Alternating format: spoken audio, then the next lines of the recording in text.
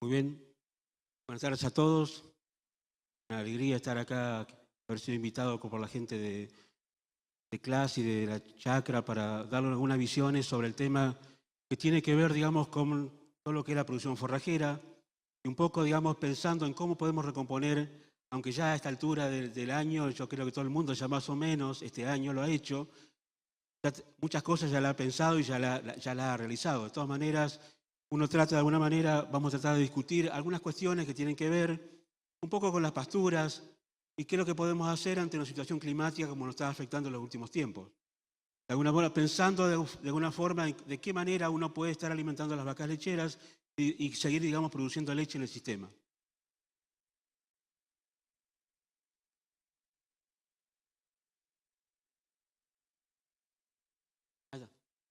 Una de las cuestiones, digamos, todos conocen, yo voy a hacer una pasada bastante rápida con respecto a lo que fue, digamos, la cuestión del clima, y un poco, digamos, viendo que dónde tuvieron los problemas de alguna forma con respecto, digamos, a las condiciones climáticas que nos afectaron y que nos hicieron, digamos, de alguna manera estar, digamos, teniendo muchos problemas, especialmente con las pasturas.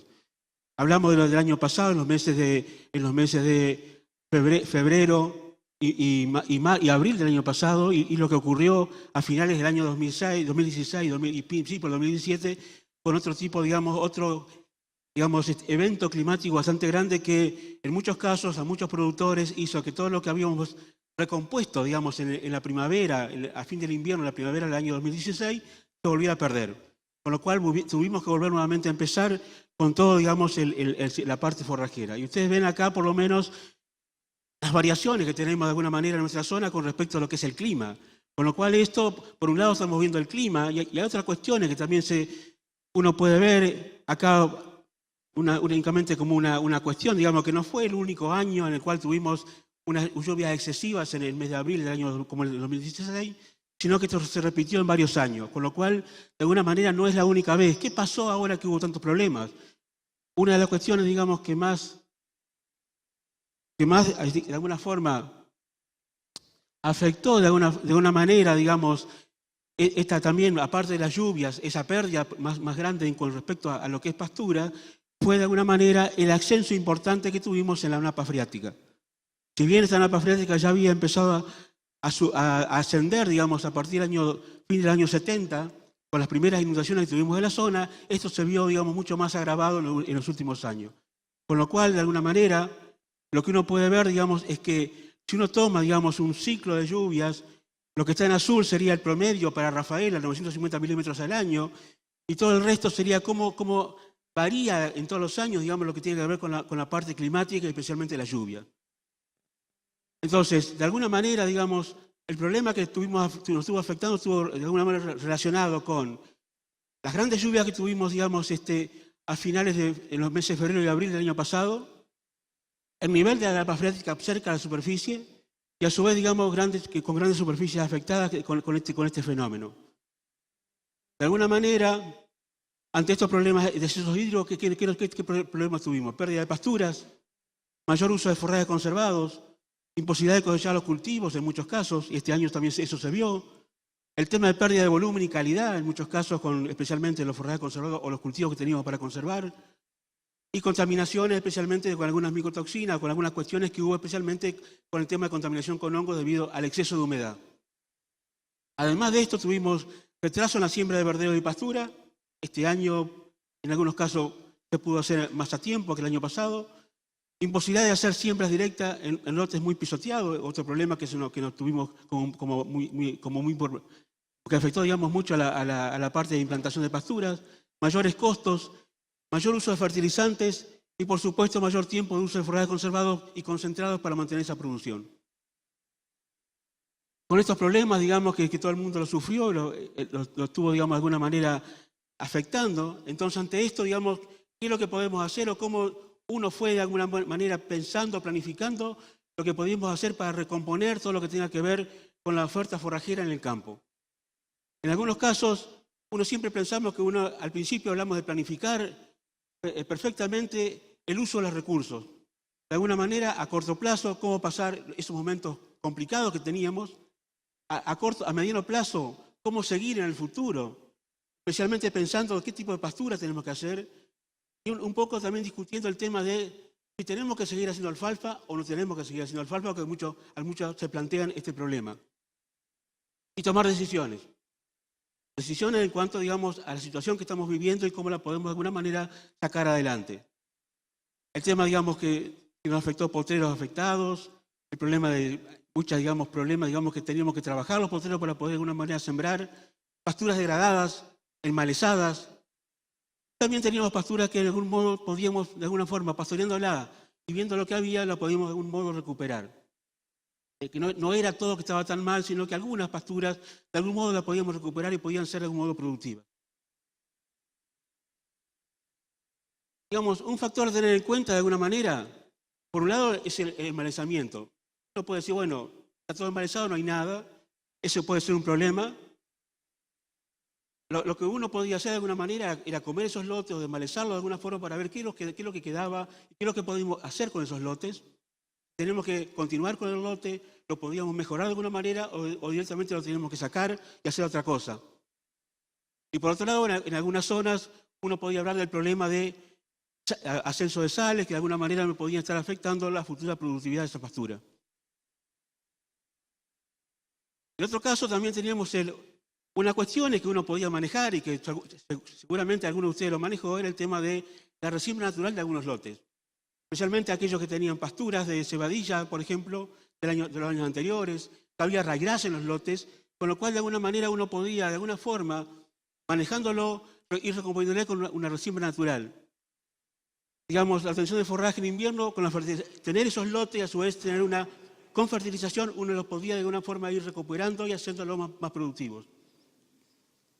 El tema, digamos, de esa resiembra natural que uno podía empezar a ver en los lotes, en forma, digamos, que venía en forma, digamos, de resiembra de años anteriores, digamos, que iban apareciendo, digamos, en esos lotes que estaban, digamos, que venían de años, digamos, o como puede ocurrir este año también ocurre, de lotes que tenían maíces tardíos, en el cual uno veía aparecer de alguna manera una gran cantidad de cebadilla criolla que la podemos estar aprovechando. Esas serían algunas cuestiones que uno podía manejar para de alguna forma mejorar la oferta forrajera en el campo. Y otro tema, dentro de esto, viendo el tema de que se iban recuperando, pero en todos casos pensemos que esos lotes estuvieron inundados, una cuestión era el tema de la fertilización. Entonces, de alguna forma, uno puede pensar que si fertilizamos, una cosa es fertilizar en forma temprana, por ejemplo, hacerlo en el mes de abril, en el cual uno puede tener una eficiencia y digamos, una mayor, digamos, eficiencia de uso de ese nitrógeno, produciendo más kilos de materia seca por kilo de nitrógeno aplicado. Y lo otro es lo que ocurre cuando lo hacemos más tarde, por ejemplo, en el mes de junio. Si bien, digamos, tenemos respuestas, esas respuestas son menores.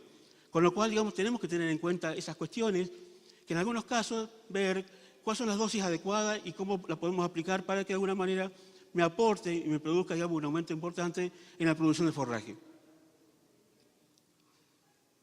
Otra cuestión es algunas herramientas que posiblemente muchas veces nos habíamos olvidado y que hoy las podemos volver a retomar, como es el caso de la intersiembra de gramíneas o leguminosas, con la finalidad de aumentar la producción y la vida útil de lotes de alfalfa que estaban degradados. Esa puede ser una alternativa. Tener esas condiciones, digamos, con respecto, digamos, a los potreros que habían quedado un poco, digamos, que se fueron amanchonando y se fueron perdiendo de alguna manera. Poder de alguna forma intersembrarle, por ejemplo, en este caso, raigras anual con, por ejemplo, con trébol rojo. Son algunas alternativas que tenemos como para mejorar esa oferta de forraje. ¿Qué otra cosa? ¿Qué más podemos hacer para producir más pasto o recomponer nuestra oferta de forraje? Uso alternativo de verdeo de avena y raigras anual. Eso todo el mundo lo tuvo en cuenta, pero en muchos casos, digamos, el problema era el momento que lo estábamos haciendo. Todo el mundo tiene a veces la idea que la única manera que uno tiene por ahí de tener forraje, de hacer verdeo, es hacerlo temprano. No existe otra posibilidad porque perdemos volumen y algunas veces perdemos cantidad de pastoreo que le podemos sacar. Ante esta situación, uno puede pensar, por ejemplo, en avenas, digamos, por ejemplo, vamos a pasar esto, por ejemplo, en este caso, una pastura de raigras sembrado en el mes de junio, que parece, digamos, una siembra muy tardía, pero en el cual uno puede pensar que tuvimos, a pesar de esto, se le pudo sacar hasta el mes de noviembre. El primer pastoreo se le dio en el mes de septiembre y el último mes de noviembre, con el cual uno tiene, digamos, en este caso, una muy buena producción, si bien es tardía, pero la producción es excelente si las condiciones climáticas, por ejemplo, acompañan ese cultivo. También, por supuesto, tenemos una diferencia que puede estar por el cultivar que hemos seleccionado para sembrar.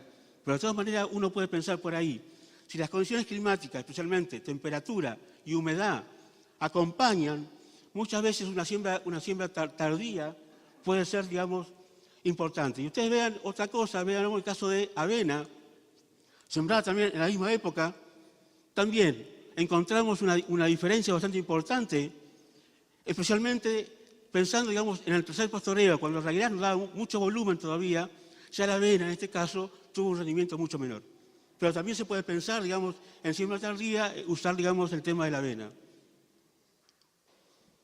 Esto, digamos, como un complemento, cómo podemos ir manejando y cómo podemos ir recomponiendo, a pesar a veces de la fecha de siembra. Especies, cultivares, fertilización, y en otro caso es las pasturas perennes. En este caso hay varias alternativas para esto. Implantar, por ejemplo, cultivos de invierno con pasturas más perennes, como por ejemplo cebo rojo, o cebadilla, o reglas anual, achicoria, que todavía puede ser una alternativa que uno lo puede tener en cuenta. El tema, digamos, de cubrir de alguna manera el invierno con el verdeo y a subir la primavera y al otoño siguiente con el cultivo que acompaña a ese verdeo. Ahí tiene un caso, por ejemplo, para mostrarle que nosotros podemos tener producciones importantes, con el caso, por ejemplo, de la achicoria, en el cual, por supuesto, siempre una cosa que siempre nos habíamos olvidado con el tema de la achicoria es la fertilización nitrogenada. Es importante, cuando hablamos de otro cultivo que nos tiene alfalfa, pensar que tenemos que sí o sí fertilizar y hacer un manejo adecuado según la especie. En este caso, ustedes fíjense cómo tenemos muy buenas respuestas al uso del fertilizante nitrogenado para, de alguna manera, aumentar esa producción de forraje, en este caso con achicoria y trébol rojo. Hacer pastura en base a trébol rojo, cebadilla criolla, festuca, trébol blanco, lotus corniculatus, que sería otra alternativa que, si bien para la zona no es muy común, la podríamos pensar como una especie alternativa a la alfalfa, porque esa especie, aparte, como distinto al trébol rojo, me puede estar produciendo en el verano. Si el trébol rojo, por ejemplo, no me produce. Esa sería una especie que la podemos tener en cuenta para sembrar y tener de alguna forma pasto en el verano. Si se hace alfalfa, si vamos a hacer alfalfa, sembrarlo en los mejores lotes, tener un mapa de suelo, analizar el mapa de suelo para ver qué es lo que podemos hacer. Y a su vez, Y otra cosa es no sembrarla pura, sino sembrarla de alguna manera de forma asociada, con cebadilla, con festuca, con trébol rojo, con trébol blanco, cosas que de alguna manera me permitan, ante una contingencia climática extrema, esa pastura siga siendo productiva.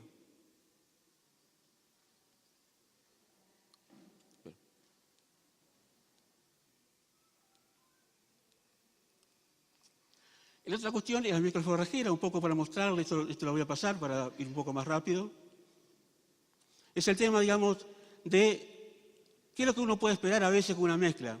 Por ejemplo, para mostrar un dato nada más, con respecto, digamos, a dos situaciones bien diferentes con respecto a mezclas simples de alfalfa con gramíneas. Por ejemplo, usted ve lo que está en rojo, en la parte de arriba, donde hay 3 años de evaluación o de seguimiento de su cultivo, en el cual fue un año en el cual hubo muchos problemas de lluvia. Y ustedes ven ahí que, en este caso, digamos, las pasturas que estaban en mezcla produjeron mucho más que las que estaban puras. Pero, cuando observamos, digamos, el otro año, o el otro ciclo, en el cual fue un ciclo normal para la alfalfa, uno puede ver, digamos, que en ese caso el hecho de haber sembrado pura o en mezcla no tuvo ningún tipo de diferencia en producción. Pero sí, esa diferencia la podemos tener especialmente cuando tenemos mucha lluvia. Y eso es un poco la idea de que esa recomendación de hacer, si tenemos problemas de suelo, si queremos hacer alfalfa pero no nos queremos quedar sin ese cultivo muy pronto, la idea puede ser de hacerla, digamos, consociada con otro tipo de especies. La otra puede ser, por ejemplo, el caso de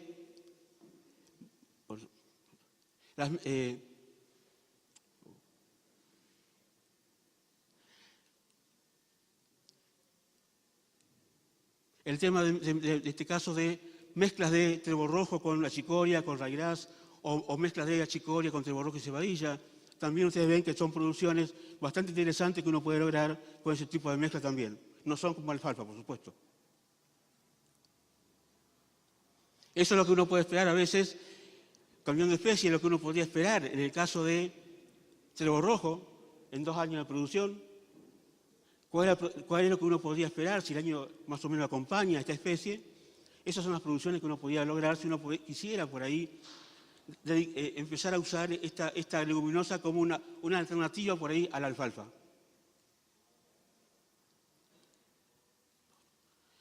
El caso de la festuca, muchos en estos tiempos han preguntado por qué no pensar en festuca, como una gramínea que acompañe a la alfalfa o que la podamos usar como una base en la producción.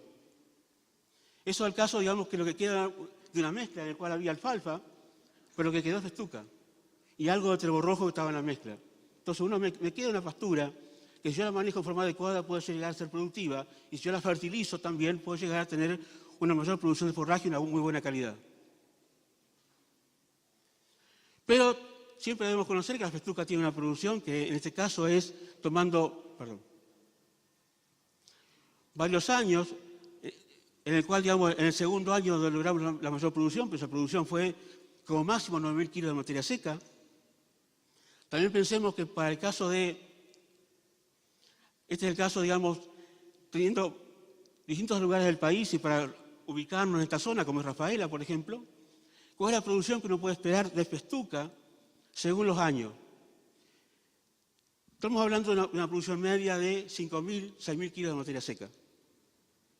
Eso es lo que uno puede esperar, con variaciones, que puede ser ir de 3.000 kilos a 8.000 kilos de materia seca. Con lo cual es bastante variable y muy estacional en cuanto a la entrega de forraje. Es otoño y primavera. Con lo cual nos queda el invierno con muy poca producción y el verano la tenemos que cuidar para que no lo afecte de alguna manera el calor. Ahí tienen algunos datos, no sé si se ve muy bien, pero son datos de Rafaela con distintos cultivares de festuca, en el cual tenemos en el segundo año algunos que llegan a producir hasta 6.000 kilos de materia seca en el segundo año, pero digamos que no son producciones demasiado altas como para tener por ahí, tenerlas muy en cuenta. Este es el caso, digamos, de la festuca, para dar un dato nada más, que está fertilizada, en el cual, digamos, ustedes ven acá como cuando le voy agregando nitrógeno aumenta la producción.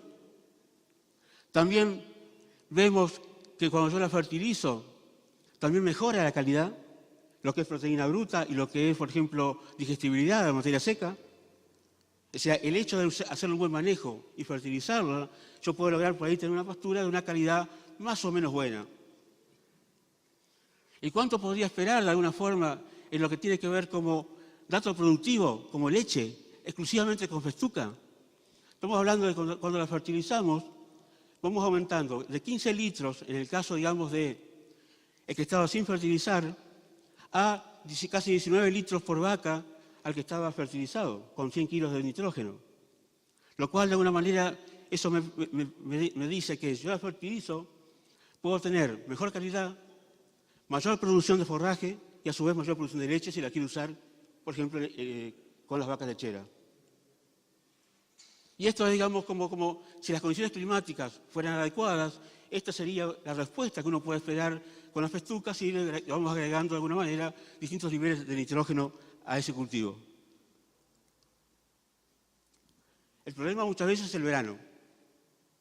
Eso que ustedes ven ahí es una festuca en pleno verano, donde cual no habría que tocarla, habría que dejarla así para que pase el verano y pueda de alguna manera sobrevivir.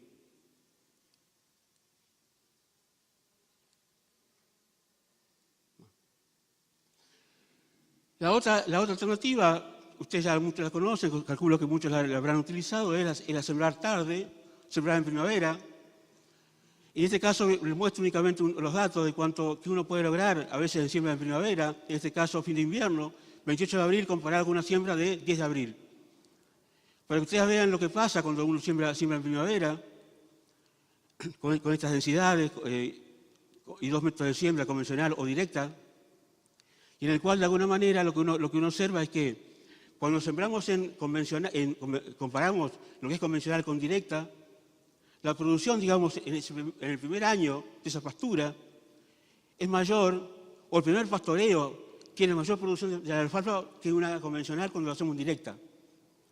Con lo cual, eso estamos demostrando, digamos, que el hecho en primavera, hacerlo en directa, me produce, digamos, una menor competencia de las malezas. ¿Cuál es el problema de esto? O problemas, si ustedes lo quieren ver para analizarlo, que cuando yo siembro en primavera, la producción del primer año de esa pastura es menor que esa pastura que yo sembré en el otoño. Acá tienen 8.000 kilos de materia seca, la que sembré en primavera, en su vida útil, el primer año, contra 12.000 kilos, 13.000 kilos que yo tuve cuando la sembré en otoño. Después, por supuesto, el segundo año, esas diferencias desaparecen. Pero en el primer año, ustedes tengan siempre en cuenta esto. Si yo voy a tener una pastura que va a ser productiva y si yo la manejo bien, el verano la paso sin dificultades, es que yo voy a tener una producción menor ese primer año. Un poco, digamos, algunas cuestiones, pero que hay que tener en cuenta, digamos, siempre tenemos que tener en cuenta que vamos a usar herbicidas que son mucho más caros, hay mejor costo de implantación, y lo otro, digamos, no puede ser consociadas. El punto que me ayuda, especialmente en estos años de mucha lluvia y mucha humedad, es el tema del peleteado de la semilla. El peleteado de la semilla, de alguna manera, me ayuda a mejorar la producción y el número de plantas que yo logro en el campo. Ahí tiene dos distintos sistemas de siembra, convencional, en directa, con rastrojo en superficie o sin rastrojo en superficie. Y ahí tiene un poco la evolución del número de plantas. Sin peletear y peleteado, como llegamos al segundo año, con mucho menos plantas en el que estabas sin peletear que el que estaba peleteado. Esta es un poco la evolución del número de plantas, pero únicamente para verlo. Lo de arriba son peleteados y los de abajo son sin peletear. El otro aspecto que uno debe tener en cuenta, que a veces nos va a afectar, es que a muchos nos puede haber afectado que no pudieron hacer la cantidad necesaria de cultivos de verano. Entonces, una alternativa para recomponer, o por lo menos que el verano no me agarre sin forraje, podría ser sembrar para conservar, para hacer silaje, por ejemplo, cultivos de invierno. Para el caso puede ser una avena, una cebada, un trigo, como alternativas. Y en este caso les muestro algunos datos de producción, en el cual, de alguna manera, todos estos cultivos, cuando yo lo corto más tarde, ya con grano pastoso duro, tiene una mayor producción de forraje, que es una producción de forraje que puede ser interesante para tenerlo para el verano, y una calidad que depende de alguna manera de cómo, digamos, en qué momento lo cortamos. Ustedes fíjense que el momento de corte eso tiene mayor calidad cuando lo hacemos temprano, por ejemplo, grano lechoso, pero que esa calidad disminuye cuando lo hacemos mucho más tarde. Y en todo ocurre lo mismo. Pero bueno, eso tiene que ver un poco para la elección que uno puede hacer si lo hacemos más temprano y tenemos calidad, o lo hacemos más tarde y tenemos más volumen y menos calidad.